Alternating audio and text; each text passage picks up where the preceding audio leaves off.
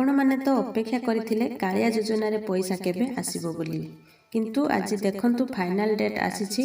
देखंतु जहाँकि एबे एबे खबर आसीछि जहाँकि समाज एवं कनक न्यूज रे दुई जण अपडेट देइछंती।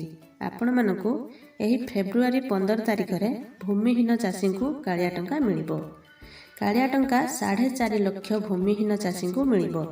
प्रत्येक चाषी को प्रथम पर्याय रे 5000 टंका लेखाय मिलिबो।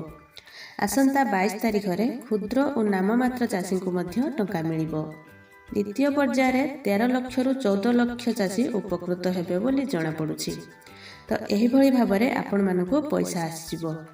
निश्चिंत आपण माने भाबुथिबे केउ मानको पैसा आसीबो। सेथि पई आपण कालिया जे वेबसाइट अछि kalia.co.in एही वेबसाइट रे ओपन करी 3 लाइन ले क्लिक करिवे। हिताधिकारी रे क्लिक करिवे। जो मानकर नाम आसीबो सेही माने ही पैसा पाइबे। तो एही भली भाबरे आपण निज निजर नाम देखि पारिबे। जो मानकर नाम अछि लिस्ट रे सेही मानको ही ऑलरेडी पैसा जिवो।